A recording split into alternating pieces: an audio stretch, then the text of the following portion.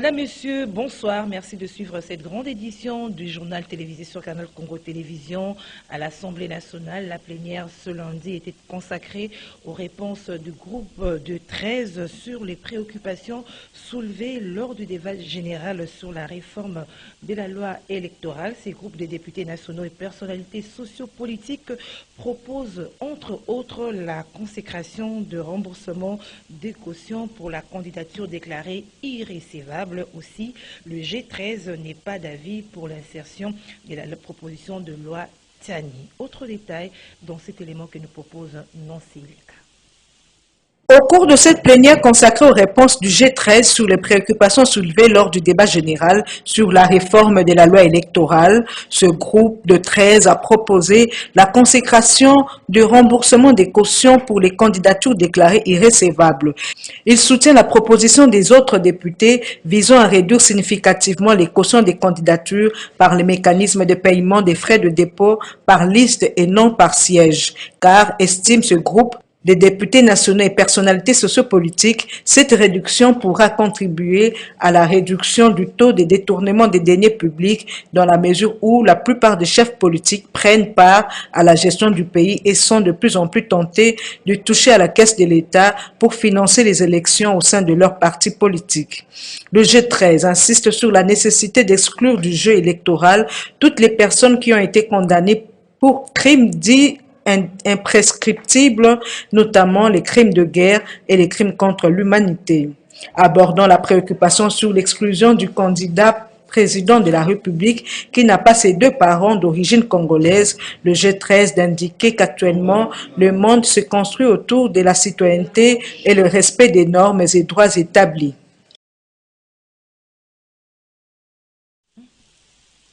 En plus bref, sachez que 2 jours après la célébration de la journée nationale de l'enseignant, les enseignants des écoles publiques, en l'occurrence ceux des conventions catholiques, décident de suspendre leurs prestations. En effet, ce lundi 2 mai 2022, ils ont fait savoir aux élèves qu'ils ont retourné à la maison, qu'ils ont pris cette décision à cause de la non-tenue des recommandations des Mbwela Lodge. La reprise des cours est conditionnée par le paiement de salaire à la hauteur de $500, ont-ils déclaré.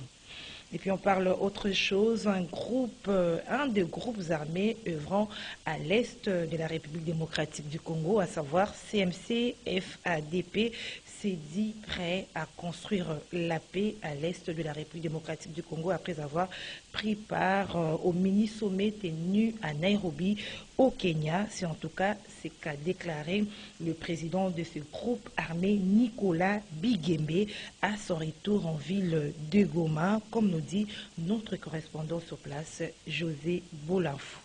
La plupart des groupes armés nationaux opérant à l'est de la RDC sont déterminés à contribuer à la pacification de cette partie du pays. Voilà ce que nous a dit Nicolas Semaoro Bigembe, président du collectif de mouvements pour le changement et forces d'autodéfense du peuple congolais, CMC-FADP, un des groupes armés qui ont pris part aux consultations qui se sont tenues la semaine dernière à Nairobi au Kenya entre la RDC et plus de 18 groupes armés sous l'observation des Nations Unies et de pays de la communauté des pays de l'Afrique de l'Est sous le haut patronage du président Uhuru Kenyatta. Ce groupe dit être partant au programme de désarmement, démobilisation et réinsertion communautaire et sociale, sauf qu'ils ont recommandé au président de la République de ne pas faire cette opération d'une manière collective.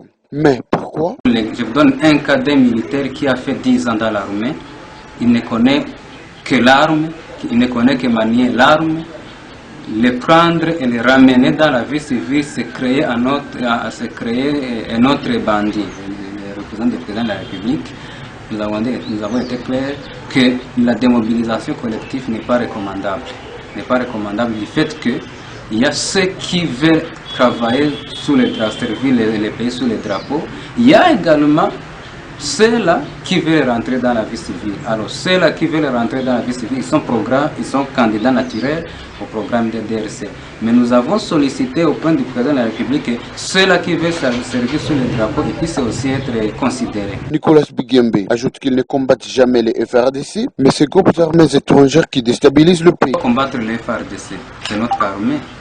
Nous ne pouvons pas combattre l'armée gouvernementale Et donc notre souci, le souci de tous les groupes armés nationaux, ce sont ces groupes armés étrangers, FDLR, ADF, NAL, Red Tabac de l'autre côté.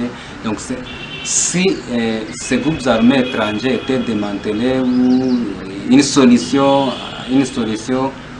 trouvée. Notons qu'après cette première phase de consultation, la RDC acquérera la deuxième phase, toujours dans le retour de la paix dans la partie Est et partout en République démocratique du Congo.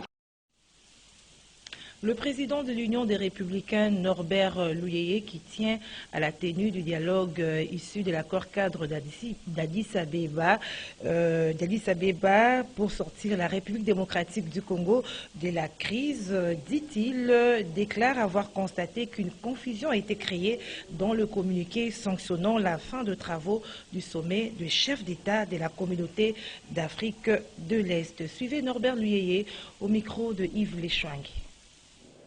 La situation catastrophique dans laquelle se trouve la République démocratique du Congo ne peut trouver solution qu'à travers le dialogue politique issu de l'accord cadre d'Addis Abeba, estime Norbert Louyeye, président de l'Union des Républicains. Pour rappel, l'accord cadre couvre deux volets, à savoir volet politique et sécuritaire. Sur le plan politique, l'accord cadre parle de la classe politique, le pouvoir et l'opposition, parties prenantes au conflit. Sur le volet sécuritaire, l'accord cadre fait allusion des groupes armés, parties prenantes au conflit. L'accord cadre est un traité ou accord international. Il est au-dessus de notre constitution, conforme à l'article 215 de la Constitution. Le dialogue politique met toutes les parties prenantes au conflit au même pied d'égalité et les décisions de ce dialogue seront opposables à tous. L'objectif principal de l'accord cadre d'Addis Abeba est pour bloquer non seulement Kagame et Museveni, mais également tous les pays frontaliers de la République démocratique du Congo qui font continuellement leur incursion et pillent ses ressources naturelles. Raison pour laquelle tous ces États ont été impliqués à la signature de l'accord cadre d'Addis Abeba. Politiquement, doit savoir, tant que l'accord cadre n'est pas appliqué, la République démocratique du Congo restera toujours un État faible. Avec l'armée infiltrée, nous ne pouvons pas engager une guerre et la gagner. Surtout avec le Rwanda et l'Ouganda. Avant toute chose, notre armée, comme nos services de sécurité, doit subir une purge, c'est-à-dire la réforme prévue dans l'accord cadre d'Addis Abeba. Parlons du sommet de chefs d'État de la communauté de l'Afrique de l'Est tenu au Kenya le 21 avril 2022 qui a conduit à l'ouverture du processus politique sous le leadership du président Uhuru Kenyatta entre la RDC et les groupes armés locaux actifs en République démocratique du Congo. L'UR regrette et constate qu'une confusion a été créée dans le communiqué sanctionnant la fin de travaux de ces assises. Néanmoins, nous avons regretté et constaté qu'une confusion a été créée dans cette démarche avec un communiqué flou et très ambigu, sanctionnant la fin des travaux du sommet des chefs d'État de la communauté d'Afrique de l'Est. En effet, ce communiqué s'est écarté de la logique des directives de la réunion du Conseil de paix et de sécurité de l'Union africaine du 19 avril 2022, ainsi que des résultats du 10e sommet du mécanisme de contrôle régional tenu le 24 février 2022, dont mission a été assignée au président Uhuru Kenyatta en tant que seul facilitateur des consultations entre la République démocratique du Congo et les groupes armés locaux actifs en République démocratique du Congo. Implanter le mouvement de libération du Congo partout dans le district de Funa 1, c'est la mission qui s'est assignée Edi Elimolangui, président fédéral du MLC Funa 1, qui a effectué une descente le samedi 30 avril 2022 dans la commune politique de Kassavou. Georges Libengue nous en parle.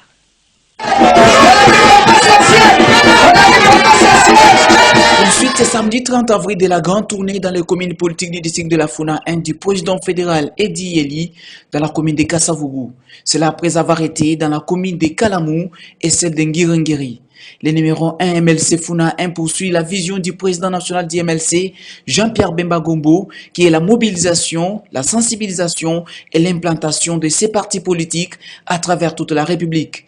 Pour ce qui est de la commune de Kassavougou, il était question de l'installation des membres des différents comités sur chaque rue pour une bonne et meilleure représentation du MLC auprès de la base. C'est la présidente de la commune politique de Kassavougou, Gisèle Samba, qui a procédé à cette installation en présence du président fédéral Edi Iele, qui a souhaité que la commune de Kassavougou vibre au rythme du mouvement de libération du Congo. Même si le président, au Rwanda, décide de Funa interne, Funa est au commissaire député provinciaux, Funa est au commissaire député nationaux et les hommes tous habitent Mahoune le Rwanda. Tokoyi Kolbamingi. Pour Kolbamingi, c'est que le Komoko. Kolbamingi, c'est que le Komoko. Misala est mon anamiso. Tokoyi, aujourd'hui, nous trouvons Kangi pour ton Moussano. Moussano est un goyo. On va dire que Baba disait ma pauvre carte à Moussana Sali. Ceux qui t'ont dit est fort à Kassi. Ton ministre député provinciaux est belé. Ton ministre député nationaux est belé. Ton commissaire est belé. Ton commissaire est belé.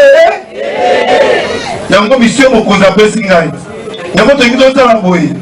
Na Kassavou, ma maman, papa, ici on se reçoit. Lupongo nyoso, muto MLC Kosa Nini. Muto MLC Kosa Nini. Cette tournée s'effectue dans le cadre du processus électoral 2023 afin que l'MLC comptabilise plus de voix dans les districts de la Funa. La manifestation a réuni presque toutes les couches de la population et d'autres structures du parti, notamment les 100% Bemba, Carré FR et les cofondateurs José Ngoto dans une ambiance festive.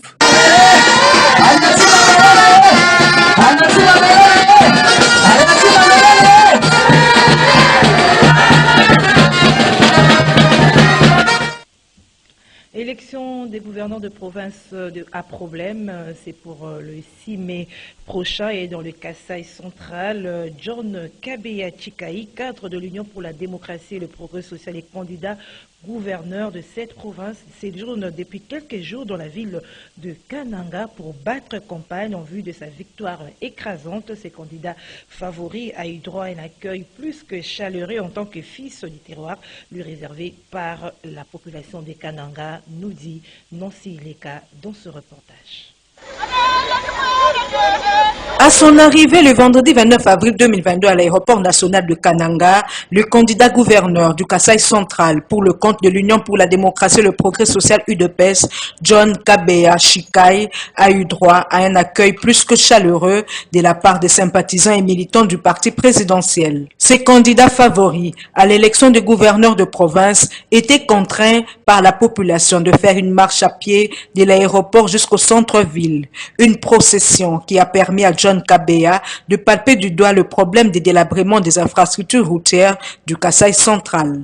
Celui-ci est passé du marché Kiambadika pour le marché Salongo, un tronçon dominé par de nombreuses flaques d'eau.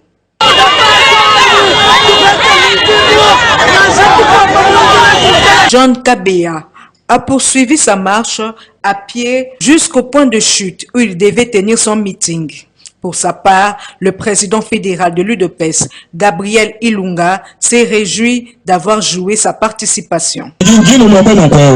Je vous convie tous à la vigilance, dès aujourd'hui jusqu'au 5, de rester éveillés jour et nuit, jusqu'à ce que les 6, on va nous proclamer John Kabeya Chikai au Capitole comme vainqueur de l'élection de gouverneur. De son côté, le député Kapongo Mukishi ne jure que sur la victoire écrasante de John Kabeya. C'est dans cette optique qu'il appelle les habitants de Kananga à l'unité qui constitue pour lui un gage de victoire lors de cette bataille électorale. Fachi Béton, président de l'Union sacrée de la nation.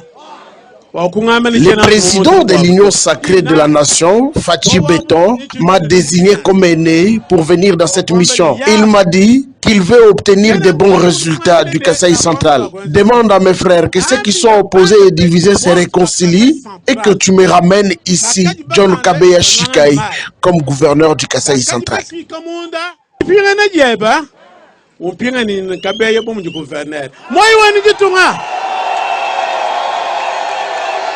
Le rendez-vous est donc pris pour le 6 mai prochain, date retenue pour l'élection des gouverneurs et vice-gouverneurs. Et puis le bloc patriotique sera en sit-in ce vendredi 6 mai 2022 devant le Palais du Peuple pour exiger un consensus avant la tenue des élections en 2023. Un consensus autour de la loi électorale, bien sûr, avant la tenue des élections en 2023. Approché à ces sujets, Omar Sambou, il est président national de l'ASBEL Génération Kabila. Il indique que le consensus reste la solution sine qua non pour des élections crédibles, transparente et apaisée en République démocratique du Congo. Il a été joint au téléphone par Maxime Akab. Depuis qu'on a commencé, depuis que le FCC demandait un consensus, depuis que la population congolaise demandait un consensus, depuis que toutes les forces politiques et sociales demandaient un consensus, vous êtes conscient que le régime de l'Union sacrée, vous êtes conscient que le régime de M. Tshisekedi, le régime de M. Mbosso, vous êtes conscient que ce régime n'a pas besoin qu'il y ait un consensus. Je vous ai dit l'autre fois que s'il n'y a pas un consensus, nous irons aux élections qui vont créer des frustrations. S'il n'y a pas un consensus, nous irons aux élections qui vont créer des conflits. Alors, pour préserver l'unité nationale, pour l'intérêt de toute la population congolaise, l'FCC demande un consensus. Toutes les forces politiques et sociales demandent un consensus. Mais vous êtes conscient que du début jusqu'à ce jour, nous avons comme l'impression que le régime de M. Tshisekedi veut aller de forcing à forcing. Alors, le peuple congolais, le FCC, le bloc patriotique, la génération Kabila, nous n'allons pas se laisser faire. Le peuple congolais va se présenter ce vendredi 6 mai devant le palais du peuple. Nous serons devant le palais du peuple ce vendredi 6 mai 2022. L'objectif est de trouver un consensus. L'objectif est de faire voir aux citoyens Mbosso, l'objectif est de faire voir au régime de M. Tshisekedi que nous voulons un consensus. Même pour modifier la loi électorale, il faut qu'il y ait un consensus. Voilà pourquoi, en ma qualité de président national de la génération Kabila de toute la République, je profite pour inviter toute la population quinoise. Je profite pour inviter la jeunesse quinoise. Je profite pour inviter les camarades kabilistes, le membre de la génération Kabila, le membre du FCC et le membre des forces politiques et sociales qui composent le bloc patriotique de se présenter massivement ce vendredi 6 mai devant le palais du peuple dans les sit-ins organisés. Voilà. Donc, le président de la Commission électorale nationale indépendante, Denis Kadima, poursuit son périple dans le nord Ubangui, qu'il a entamé depuis quelques jours. Et puis la journée du dimanche 1er mai 2022 était consacrée à des visites de terrain dans la ville de Guadolité, nous dit Nandine Tchotigombo. Regarde. Le président de la CENI a démarré sa descente au collège de Guadolité où des informaticiens, des chefs d'antenne et des formateurs additionnels s'adonnaient à la formation des niveaux 2 de la cascade dans le cadre des opérations d'actualisation de la cartographie électorale. Il était accompagné du secrétaire exécutif provincial de la CENI Nord-Ubangi, Blaise Nikongo. Dans la foulée, Denis Kadima s'est rendu au pas de charge à l'antenne locale située à Mobaïmbongo à 25 km de Guadolité. Accueilli par la chef d'antenne, Béatrice Yalongango Isito, qui lui a fourni d'amples informations sur l'organisation de ses démembrements et la gestion du matériel mis à sa disposition, lui faisant part de la somme des difficultés rencontrées dans la mise en œuvre des opérations électorales. Le numéro 1 de l'institution qui prend le pouls des différentes antennes a bien entendu prêté une oreille attentive à toutes ces préoccupations qu'il a enregistrées, en vue d'y apporter autant que faire se peut des solutions appropriées. À la fin de cette visite, le secrétaire exécutif provincial du Nord-Ubangi a souligné l'impact de la visite du président de la CENI dans sa province avec en perspective des incidences positives. Nous sommes très contents, vous ne pouvez pas imaginez la joie qui anime tous les cadres et agents du CEP Nord-Ubangi, puisque nous venons une fois de plus d'être honorés par la visite de son Excellence M. Denis Kadima, président de la Commission électorale nationale indépendante, qui a voulu placer le Nord-Ubangi parmi les premières provinces à visiter. L'avion qui vient de Kinshasa est atterri à l'aéroport international de Mwanda à Guadolité. Ce qui nous a beaucoup plus intéressé, c'est le rapprochement entre son Excellence Monsieur le Président et le membre des antennes et du CEP Nord-Ubangi. Nous n'avons jamais passé des moments aussi meilleurs comme ça. Une autorité qui descend jusqu'au niveau de la base avec une oreille attentive. Il a donné la parole aux agents pour exprimer les difficultés qui sont les leurs, et chaque agent en toute liberté a eu à parler au président des difficultés dont je peux citer les difficultés logistiques également, les difficultés liées au paiement des agents. Au Nord-Ubangi, on attend également goûter cette sauce amenée par la nouvelle équipe qui a amené une nouvelle vision à laquelle ils appellent les agents à s'imprégner de la nouvelle ligne de changement de mentalité. Sachez que les élus de Kinshasa ont auditionné ce lundi 2 mai 2022 le ministre provincial en charge de l'Intérieur Didier Tengelito suite à la question orale avec débat lui adressée par le député Ifukieto Kiakenda Armand concernant la situation sécuritaire de la population quinoise. Et du côté de l'ASBEL Grand Équateur en marche qui préside Didier Kabila, la lutte contre la pauvreté et l'autonomisation de la femme était au centre d'une activité organisée samedi. Les mamans du Grand Équateur en marche ont été formées sur la fabrication de pain, biscuits, beignets et autres à base de la farine de manioc. Lola Kenyama. De la femme. Ainsi, les femmes du Grand Équateur ont appris à fabriquer du pain, des biscuits, des beignets et autres à base de la farine de manioc. Question de parer à la carence des farines de blé due à la crise russo-ukrainienne. Didier Kabila est président du Grand Équateur en marche.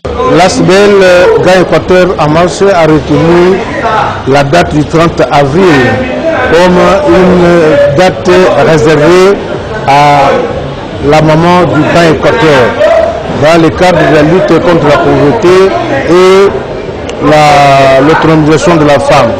Donc, le sujet retenu pour aujourd'hui dans le cadre du clôture du mois de la femme, c'était comment conférer à la culture de manioc une valeur ajoutée dans le cadre de la transformation de manioc, dans la panification, dans la fabrication de biscuits, dans la fabrication de samoussa, dans la fabrication de l'amidon. Donc nous voulons développer la farine de manioc afin de lutter contre la pauvreté au niveau du Grand Équateur. Ceci pour répondre à l'appel du chef de l'État dans le cadre de son programme de 145 territoires. Et le Grand Équateur en marche est déterminé à aider les chefs de l'État à aller de l'avant pour que le projet de l'autonomisation de la femme dans les milieux ruraux secteur Grand Équateur devienne une réalité avec la culture de manioc et d'autres spéculations. Et la crise qui se vit actuellement en Ukraine a causé la disparition de farine de blé au niveau mondial. Et le gouvernement de la République n'est pas resté indifférent. Il veut substituer la carence de farine de blé remplacée par la farine de manioc. C'est comme ça que le Grand Équateur se met déjà en bonne position de bataille pour aider les chefs de l'État afin que cette crise soit réellement absorbée et que la RDC, nos boulangeries, nos usines de panification ne connaissent pas d'infermeture. La coordonnatrice des femmes du Grand Équateur en marche, Jackie Bofossa, exprime sa satisfaction. Par rapport à la journée d'aujourd'hui, d'abord la journée d'aujourd'hui était destinée à la célébration du 8 mars de la clôture du mois de la femme par rapport au moment des Grand Équateur en marche. Et le thème retenu, c'est l'autonomisation de la femme et de la jeune fille par rapport à la valeur ajoutée de la culture de manioc. Par rapport à cette valeur ajoutée, on a appris que notre manioc a de l'amidon. Et cet amidon-là, on peut former la farine à partir de manioc. Et la vraie farine qui est même plus riche que la farine de blé. C'est ainsi que comme il y a maintenant la guerre à l'Ukraine, la maman de Grand Équateur vient apprendre les atouts de cette farine de manioc pour aider d'abord la population de Grand Équateur afin d'aller de l'avant pour qu'on ne connaisse pas la crise et en fait de contribuer au développement du pays. Son essuie. Plusieurs inciviques, les Koulouna ainsi que d'autres criminels sont tombés dans les filets du numéro 1 de la police du district de Moamba, le colonel Freddy Lifengue, sur la deuxième phase de l'opération dénommée Toile d'araignée dans le commune de Ngaba et limité. Regardez.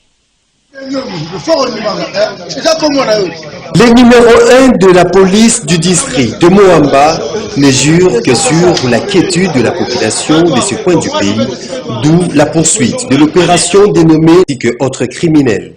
La phase 2 de cette opération était consacrée aux communes d'Engaba et Limete. Tous ceux qui créent l'insécurité sont tombés dans les filets du colonel Freddy Lifengue, comme l'explique le colonel Ledia du commissariat de Limete. tosalaki na cadre opération Toile d'araignée couvrir tout Limete na appui ya bacommissariat na biso mosusu ya Kima. Tozomona résultat oyo tokangi bakulu ebele oyo baza ciblé oyo bakimisaka population na biso. Ezali satisfaction monene na ndenge tosali boye komona mikolo ezolanda filme kokota na commissariat na biso ya Limete. Opération ya kotenekani ya makasese ezali na compétence biso mosala na biso kokangi boye destination na bango ezali na compétence ya leadership. Tozali na confiance d'abord ya population na biso parce que bango nde bazodenonse bana oyo bazotungisa bango. Tozali mpe na confiance ya bakonzi na biso oyo bazo encadre biso malamu oyo bazopesa biso badirective bainstruction pour dans les lots de ces inciviques arrêtés, des fugitifs de Kanyamaka CC.